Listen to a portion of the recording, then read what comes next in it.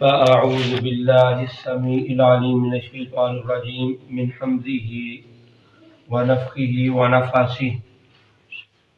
بسم الله الرحمن الرحيم.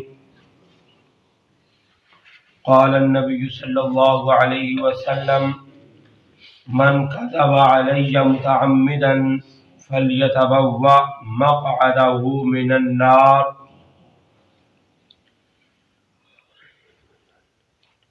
جو انسان جس نے جھوٹ باندھا نبی صلی اللہ علیہ وسلم پر، وہ بات جو آپ سے ثابت نہ ہو، آپ نے نہ کہی ہو، وہ اپنی طرف سے اس بات کو لوگوں تک پہنچائے. فَلْيَتَبَوَّعْ مَقْعَدَهُ مِنَ النَّارِ.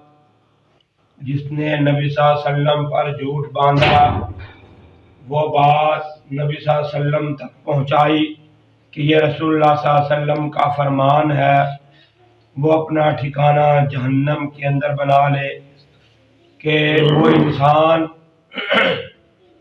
جہنمی ہے اور جہنم کے اندر جائے گا. جامع ترمذی کی روایت ہے، ابن عمر رضی اللہ تعالی عنہ بیان کرتے ہیں، آپ کہتے ہیں رسول اللہ صلی اللہ علیہ وسلم نے فرمایا: اذا کذب العبد تباعد عنہ الملک میلا. جب کوئی انسان جھوٹ بولتا ہے تو جھوٹ کی بدبو کی وجہ سے فرشتے جو ہیں اس انسان سے نتنی ما جاء بہ، ایک میل دور مسافت پر چلے جاتے ہیں.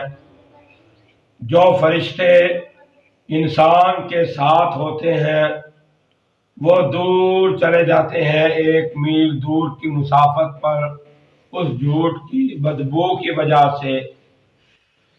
اور نبی کائنات صلی اللہ علیہ وسلم نے فرمایا: جو انسان جھوٹ بولتا ہے اور اس کی کوشش ہوتی ہے کہ جھوٹی بات لوگوں تک پہنچائے اور آہستہ آہستہ جھوٹ ہی بولتا رہتا ہے، نبی صلی اللہ علیہ وسلم نے فرمایا اللہ رب العزت اس انسان کو جھوٹوں میں سے لکھ دیتے ہیں.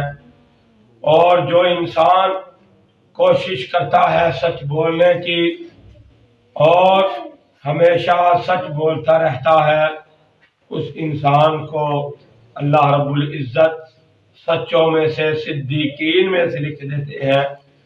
اس لیے جو انسان سچ بولتا ہے وہ صدیقین میں لکھا جائے گا، اور جو انسان جھوٹ بولتا ہے اور جھوٹ ہی اس کی بنیاد بن جاتا ہے، ہمیشہ جھوٹ پر ہی قائم رہتا ہے، ہمیشہ جھوٹ ہی بولتا رہتا ہے، وہ کذاب میں لکھا جاتا ہے.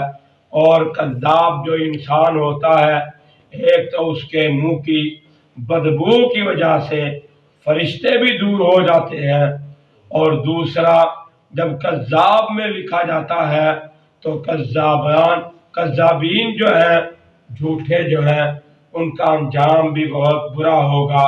اس لیے اللہ سے دعا ہے اللہ ہمیں ہمیشہ سچ بولنے کی توفیق عطا فرمائے اور جھوٹ جیسی لعنت سے ہم سب کو محفوظ فرمائے، اور اللہ رب العزت ہمیں صدیقین میں ہمارا شامل فرمائے. وآخر دعوانا الحمدللہ رب العالمین. بسم اللہ الرحمن الرحیم. الحمدللہ رب العالمین والعاقبۃ للمتقین والصلاۃ والسلام علی سید الانبیاء والمرسلین.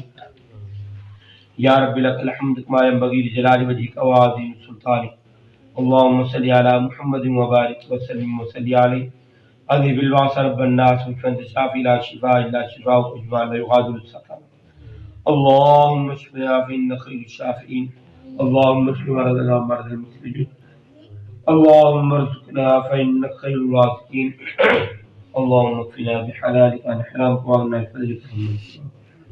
اللهم اجرنا من النار اللهم إنك عفو كريم تحب العفو فاعف عنا يا مقلب القلوب ثبت قلوبنا على دينك يا مقلب القلوب ثبت قلوبنا على طاعتك ربنا آتنا في الدنيا حسنة وفي الآخرة حسنة وقنا عذاب النار وقنا عذاب القبر وقنا عذاب الحشر وقنا عذاب الميزان اللهم اغفر لنا وللمؤمنين والمؤمنات والمسلمين والمسلمات الأحياء منهم والأموات اللهم إنا نجعلك في نحورهم ونعوذ بك من شرورهم اللهم إنا نسألك الجنة الفردوس اللهم أجرنا من النار اللهم أجرنا من النار ربنا آتنا في الدنيا حسنة وفي الآخرة حسنة وقنا عذاب النار سبحان ربك رب العزة عما يصفون وسلام على المرسلين والحمد لله